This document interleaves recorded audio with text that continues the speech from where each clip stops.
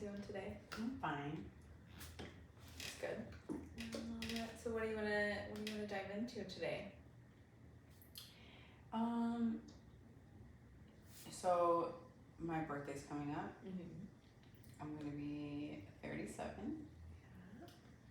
I don't really have any plans. I have plans with my family. We're gonna do a crawfish boil in memory of my uncle. So the event is just coincidentally landing on my birthday, Mm-hmm. which is fine because I generally want to be with my extended family anyway. Mm-hmm. But I have like a couple friends, a couple girlfriends, that I was considering like maybe going to brunch with or maybe having like a movie night. Yeah, that would be fun. Yeah. This group of friends is like, there was a group of like 10, 12 girls that they have been friends for a long time, and I came into it pretty late on. And then a couple years ago, I was really close with a couple of them. They're actually my neighbors. Mm-hmm. And I kind of like ended that friendship pretty abruptly. And I know we talked about like my last friend that I was like really not setting expectations for that friendship, like on that boundary, and then like it got to be too much, and then I just had to like dip out. Mm-hmm. So this is like a pattern of mine. I become friends with people, and then I don't like set the expectations, and then it gets to be overwhelming, and then I like abruptly end it,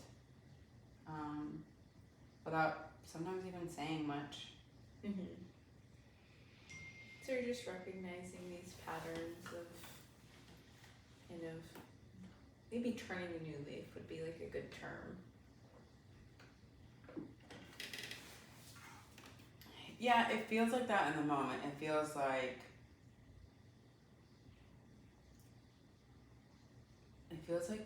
this might sound weird. It kind of feels like I'm like free, like as if I've just been like in this position where I don't want to be, and then I end it, and then I feel like almost like liberated. Mm-hmm. But my concern is like what got me there in the first place, like what gets me to the point where like I get so overwhelmed, which is like what we've talked about, like setting my expectations or not having good boundaries. Yeah, well, it sounds like more so a lack of trust within yourself to kind of set those boundaries.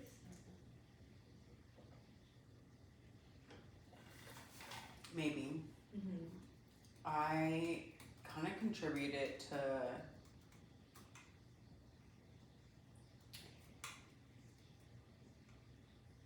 one, like people pleasing.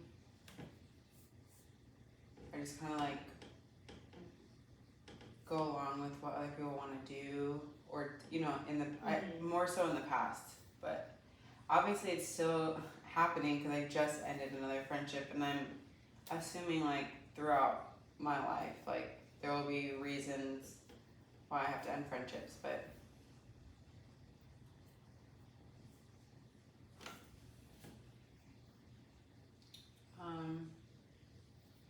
yeah, I kind of attribute it to like my childhood, just having like a father who was an alcoholic, and like my mom was an enabler, and so she always like, or she taught me to kind of put myself last. Mm-hmm. You know, my mom's Hispanic, she's an enabler, my dad's an alcoholic. It's all like this like perfect combination of like your needs come last, think of other people first, you don't have to put your foot down, you know. Mm-hmm. So you're just kind of afraid that you're turning into an enabler for these friends. Yeah, I think it's more of like I'm not being my authentic self. Okay. And what does your authentic self look like? Well, it used to look like I would go along with certain conversations that made me uncomfortable, or I would go along with committing to plans that like really maybe I couldn't afford, or that maybe I just wasn't that interested in, but I wanted to be like part of like this group. So I like kind of compromise what was best for me. That's kind of like what happened is why I separated myself from this large group of girls is because we went on this trip and three of them were just being really mean, talking really badly about our other friend. And I kind of caught myself like being resentful too. And then I felt like I was mishandling the situation. Like I joined in and talking bad about her. And then I was like, this is just not who you want to be. Like our friends seemed to be having like difficulty like adjusting to the traveling accommodations, and I was trying to keep up with these guys who are like much faster and more flexible, and then my friend was not as flexible, and so I feel like I was caught in the middle, and then I was like got resentful because I couldn't keep up with these guys because I was like staying in a room with this person. It's probably getting complicated, but I just reflected on like their behavior and my behavior, and I thought I don't really want to be a part of this friend group where there's like a lack of compassion, or you know, like lack of understanding of other people's needs. And so when I came back from the trip, I just like distanced myself. And I very clearly told them like, hey, I felt like I was like stuck between the two of y'all. I didn't outright say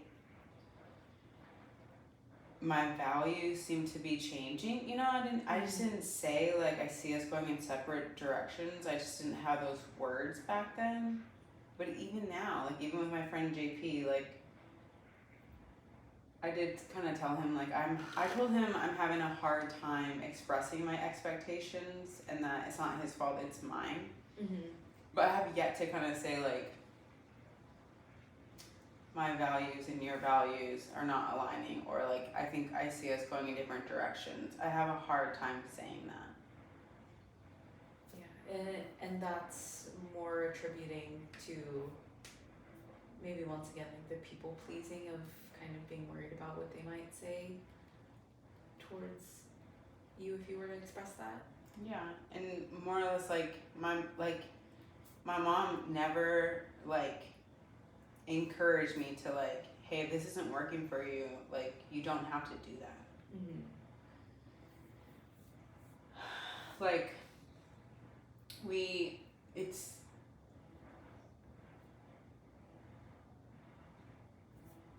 I'm gonna get emotional. Yeah, no worries. Cause like it like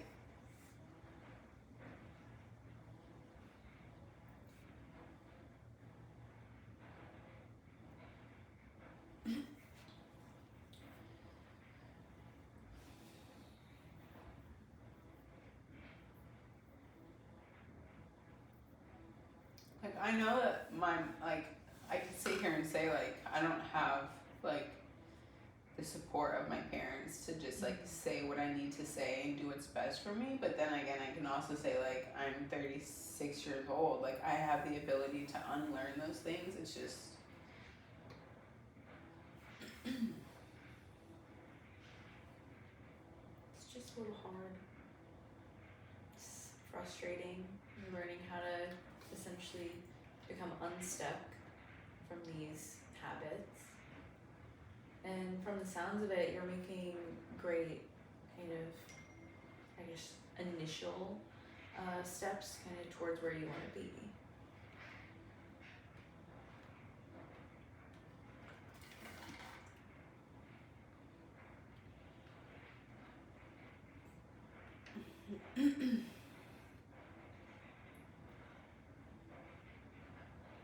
it's like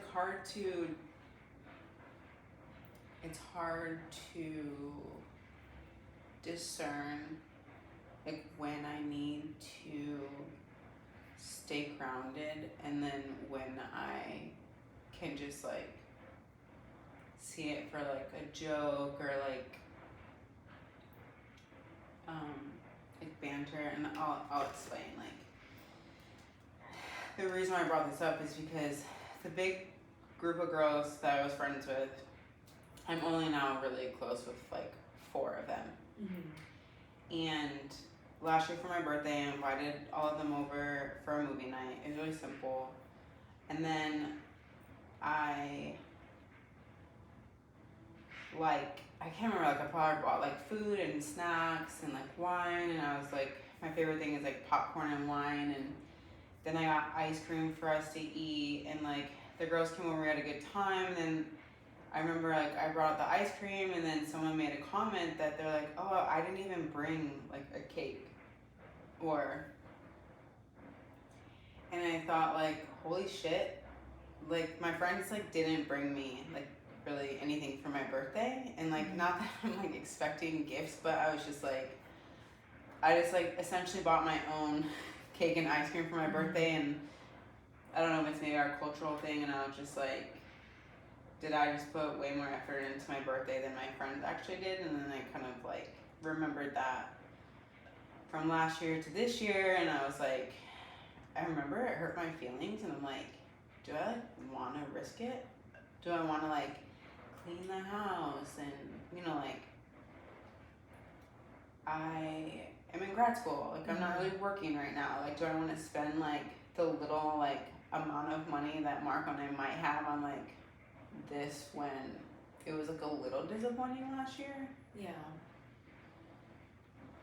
So I'm in a group text, and I told my friends, they were like, what's everyone doing for your birthday? Or they're like trying to catch up, and I said, well, I'll be with my family. On Sunday, it's a crawfish boil, and one of the girls chimed in, and she goes, oh, can I get an invite? But I know my friend to be like, sometimes like, well, maybe she's a little passive aggressive, and I didn't invite her to my family's like birthday event because I'm not inviting my friends to a birthday event. So I just ignored it. Yeah, it's understandable. Like I just ignored a jab. Like to me it felt like a jab. But this is what I'm saying is like, I don't know if I have the right discernment to say like, hey, that hurt my feelings, or hey, what does that mean, or was she joking? Like, did she really want? I don't know. Yeah, I mean it is hard for me to even like say, given like that I'm not in the position. But if this is a pattern for her, that might be the case. It's really right now what's kind of working for you. Like, is it even worth bothering? Is it worth the hassle? Because right now it just seems like you just don't want to be disappointed anymore. And you don't have to feel obligated to keep inviting these friends to things when like they can't really show up for you.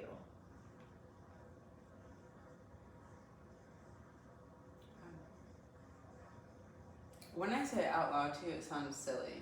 Because I think when I'm explaining are like the very small nuances of like tones and comments. Yeah. I mean, but in a way, like based off of your childhood, you did grow up having to listen to those different tones and attitudes, passiveness. So, I mean, these are just patterns that are kind of, once again, like reoccurring for you. Well, and that's a good point. Like, I feel like growing up with an alcoholic father, you have to read more into like nonverbals, and so is this still just repercussions from like having a hypersensitivity to those things, right? Like, I'm just still trying to discern, like differentiate. I think it's safe to say that they might be stemming from kind of those types of situations where you did have to kind of be like hypersensitive in your words towards maybe actions or just kind of like assessing the scene before you actually like say anything. I see that kind of happening now.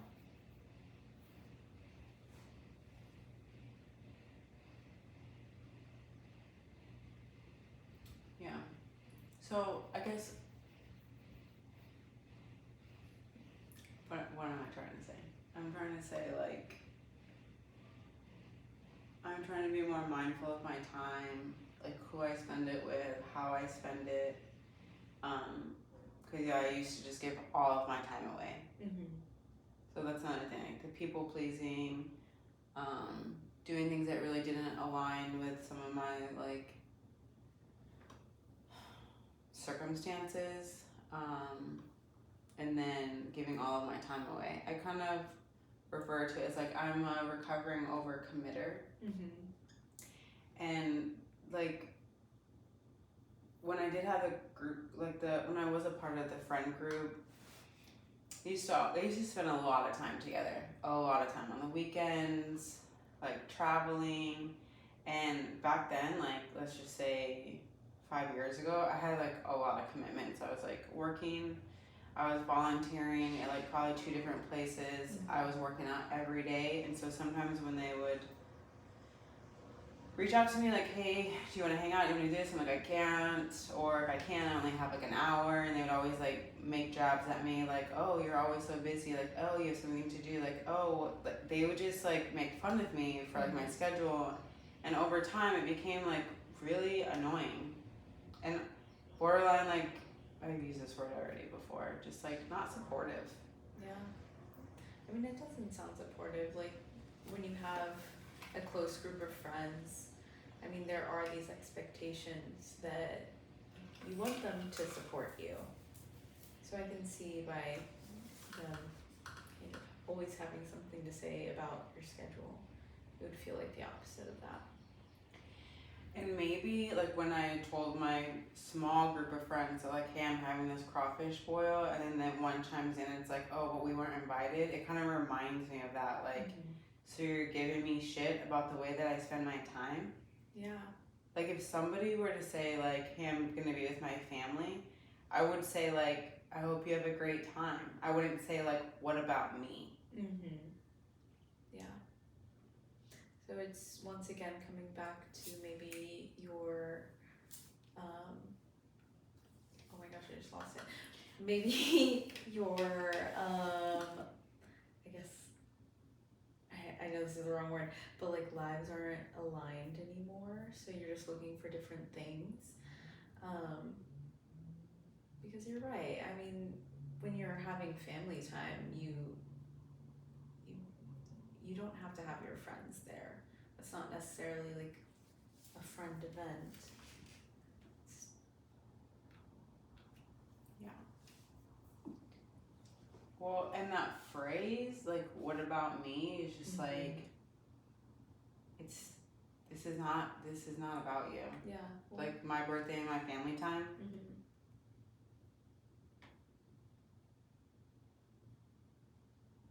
Okay, I just figured out why it just made me upset.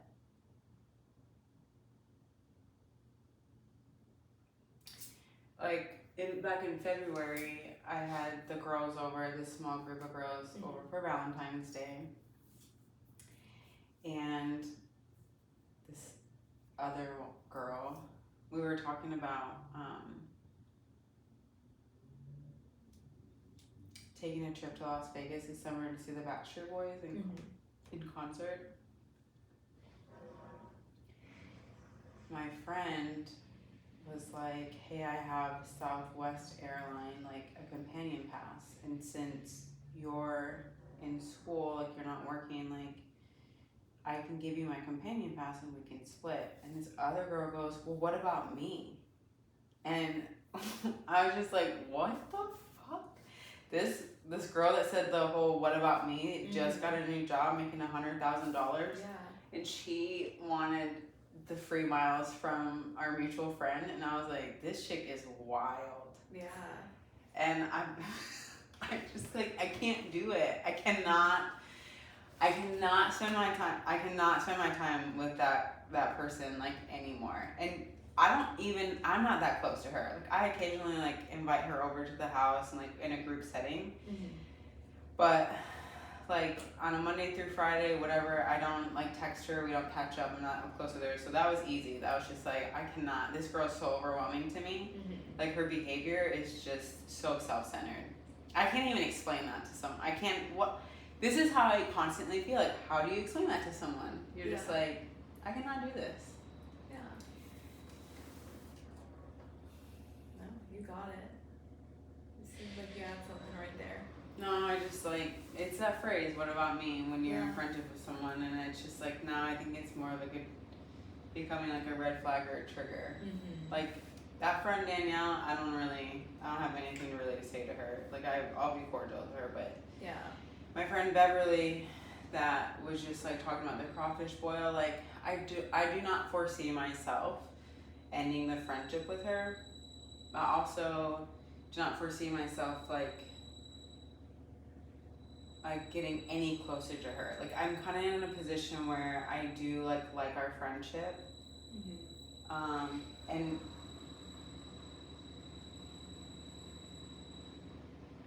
like I'm not too over invested in it. Like I'm not too outside of my comfort zone. I'm just recognizing some of the things she says to me Mm-hmm. kind of strike a chord with me, but not so much to where I'm like in the red zone.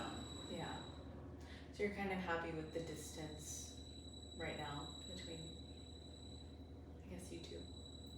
I'm comfortable with the amount of time I allot myself to her, and then like how I give her my time. Like with JP, that was like too much time. I was like on the phone with him too much. We were talking about things that I don't feel comfortable with that I let happen. I don't have that with Beverly. Yeah. I'm not on the phone with her too much. We don't have conversations that make me really uncomfortable. Yeah. So it really does go back to kind of restructuring your time that you're setting aside for yourself and you. Yeah, I just need to recognize like those people pleasing, the time. Mm-hmm. What else did we say? I know like a big one was if someone were to say like, what about me? Triggered. Huge trigger. And I'm like also curious, how would you feel if you repeated that back to them? Like, what about you? And see how like they react. I That don't know. was scary to me. I was like, oh my god. Yeah. Because I mean, your life is about you, and it's okay to have those boundaries and say to your friends, like, this is just family time. Yeah. I considered saying something like that. But it's been like a couple days now. Yeah. I'm like, I'm just gonna ignore it. I don't know. Yeah. I don't know if I should ignore it, if that's just like doing the same thing over and over again. So if I just like ignore it and ignore it and ignore it until it builds up, this is where I think like I just like dip out. Yeah. But yeah. I do see how it is sometimes easier to ignore these things. And at the same time, if you're wanting kind of to change these habits, it might be worth exploring kind of other ways. And it doesn't have to be something that's like rude or like overstepping any type of boundary. But even saying like, oh, I'd love to have you there, but hey, like this is just family time, but we can find some other time to hang out if that works for you. Yeah, I think like the sandwich response is really good, and I think sometimes in those moments of like heightened like emotion I forget that I can do that, and I just like I get so overwhelmed, and I just like abruptly want to answer the question like, no family time. But yeah, I probably could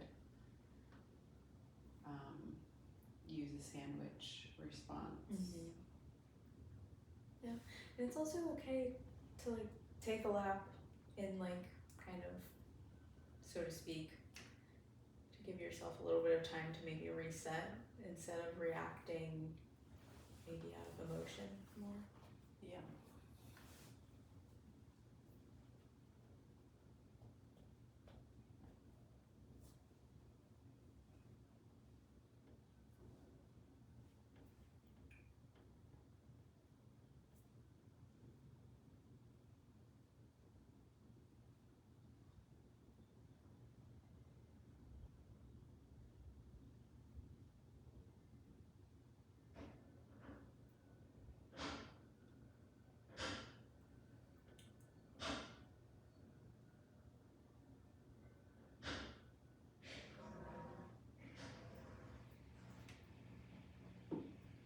So I mentioned earlier,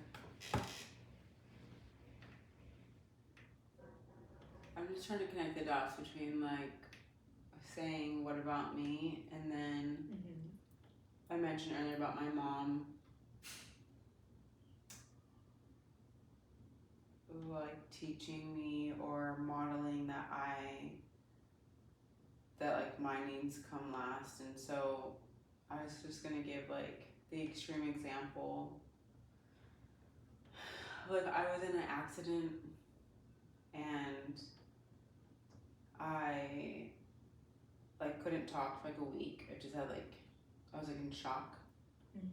And I ended up having to like stay with my cousin, so my cousin like kind of took care of me, just as far as like making me like food or snacks. I couldn't really eat, and I remember like my family was like reaching out to me and seeing if I was okay, and like my cousin would like, you know, like answer for me or like just speak on my behalf, but I just like couldn't talk. And I remember my mom called me or texted me. Like she was probably one of the few people I could speak to because my mom was in the accident with me. And she was like, well, your cousin's calling you, like my cousin from Chicago. And I was like, yeah, I know, I just like, I can't answer the phone. And she's like, well, she's your cousin, April. And I'm like, I don't care who she is. Yeah. Like, I cannot speak right now. Yeah, you can't rush healing. So like, whether it's like on a daily basis, like when we're having our basic needs being met, like, or it's like a traumatic situation, the expectation is for me to just like rise above, and that I should put everyone else before me. Like, it's astounding. Yeah. And like, even if I stand up for myself and I say like, Mom, I can't do that, and if I follow through, it still makes me angry that she has the audacity like not to maybe comfort you. Yeah, or just like see me. Yeah. Or just like, hey, Jessica, like April is like having a really hard time right now. I know she'll call you back when she's ready. Like that small like advocacy for me, like just instead of like, well, you need to like accommodate everyone. Yeah. Which isn't very realistic when you are going through a hard time.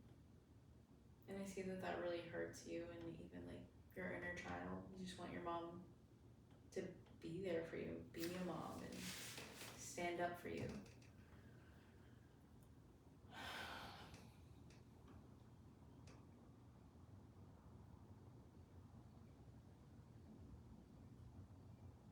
Yeah.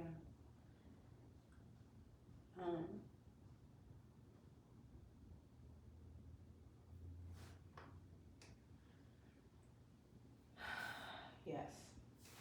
I like shared a podcast with my husband the other day about like trauma and like going home, because I go home like to Michigan, and it was such a good podcast,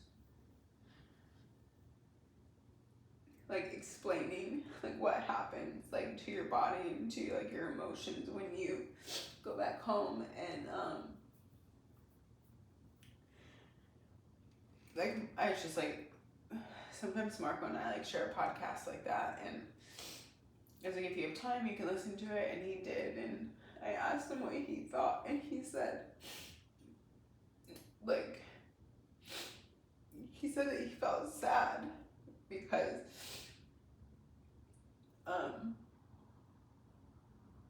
there's a part that talks about like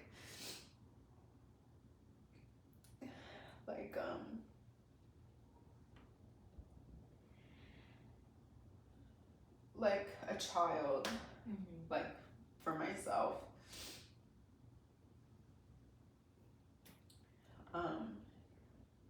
just like responding and reacting to like your caregivers in the house, like because my dad was so like unpredictable and abusive that I became the one that like intervened when he was like being mean to, or not even being mean, when he was like emotionally abusing my brothers. Like I would intervene, and then like the reason why I intervened was because like no one was coming to help us. Like my mom was just enabling my father, so you couldn't count on her to stop him from lashing out and reacting at all of us. So like I had to do it. And so Margot just said like it was sad that you had to do that no one was coming to help you.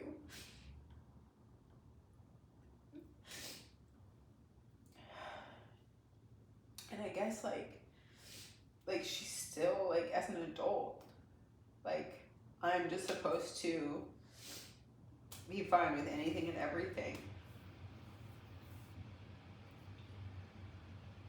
Yeah.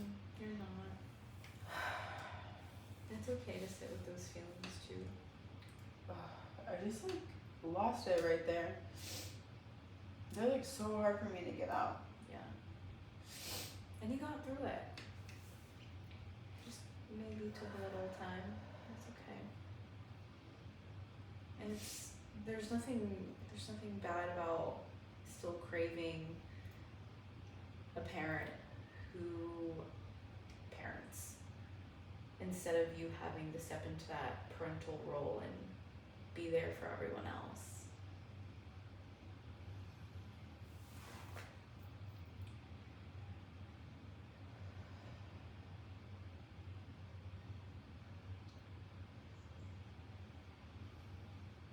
I'm like really close to my mom, like in a sense that I spend a lot of time with her and I talk to her a lot, but I don't really talk to her. I don't know. I don't really talk about like her enabling a lot, or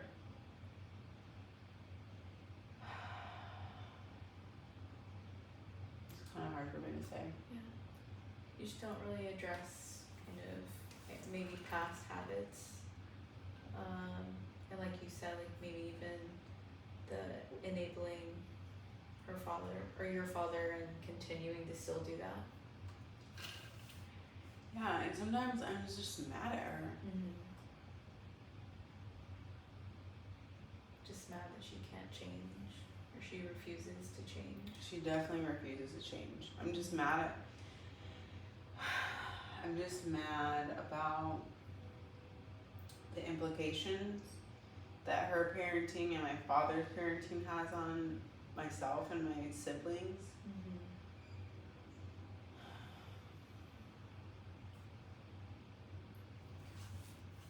And I don't think that I think I just brush over it a lot. I'm just like, oh, well, I'm fine. I'm like, I'm in Texas now. I'm not around them anymore, and like, I have my own life, and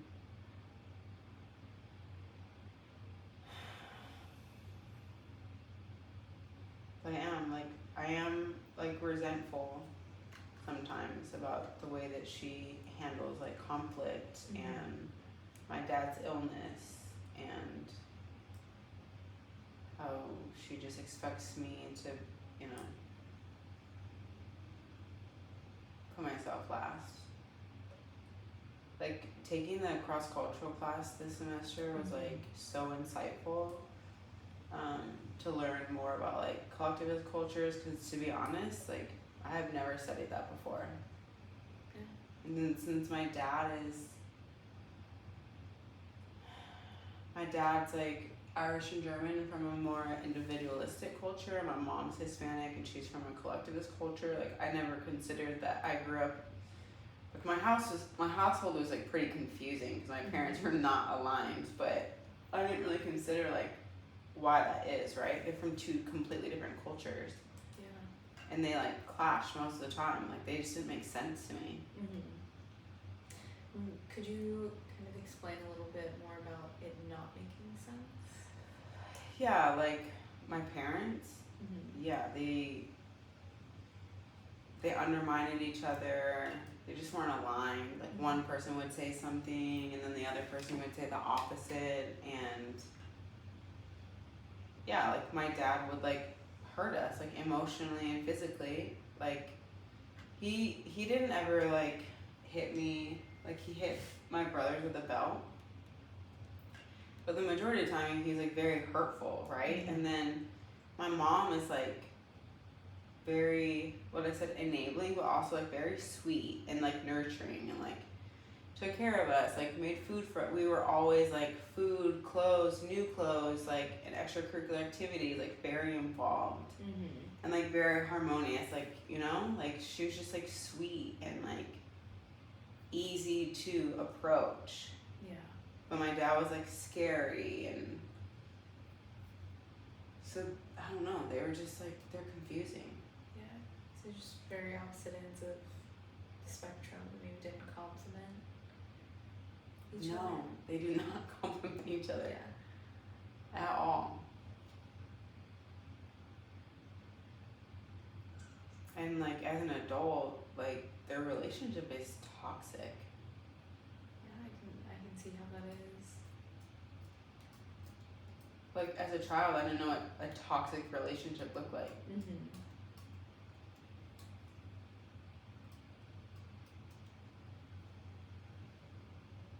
So now you're just kind of recognizing or re-recognizing these patterns and kind of trying to maybe still push through. I ultimately just wanted to find like my authentic self.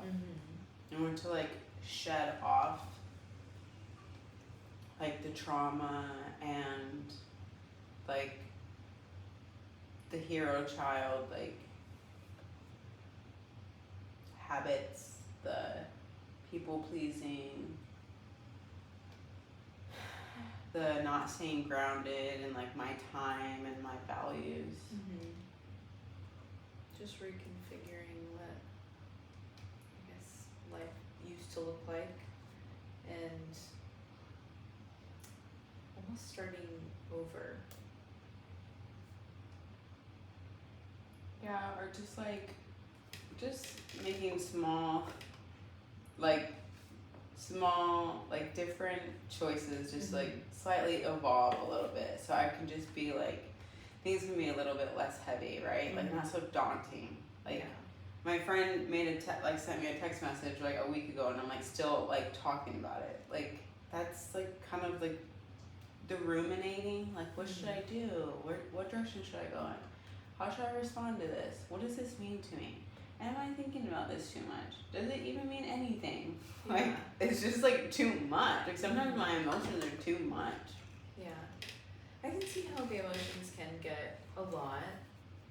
It does seem like it keeps circling back to a lack of self-trust and making those decisions for yourself.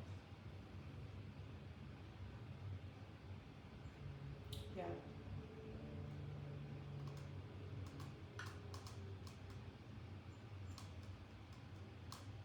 That sucks. Yeah, it does suck. I understand the feeling of it sucks to feel kind of almost stuck in these habits and just wanting to be free of them so badly.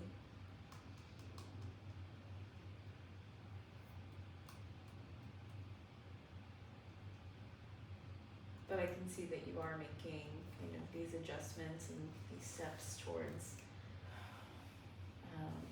restructuring old habits. Yeah.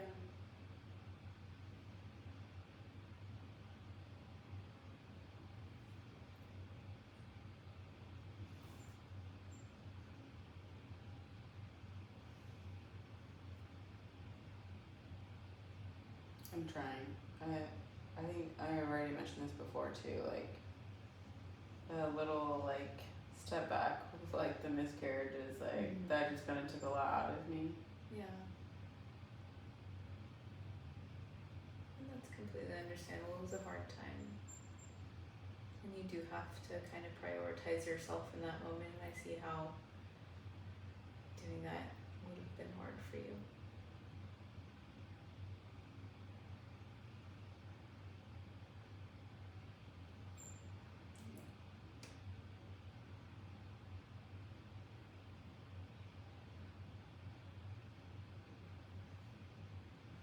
You look so sad.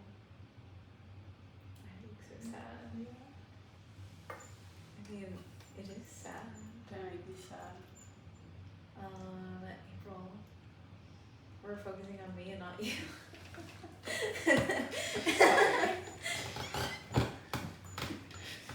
We have a minute left. Yeah.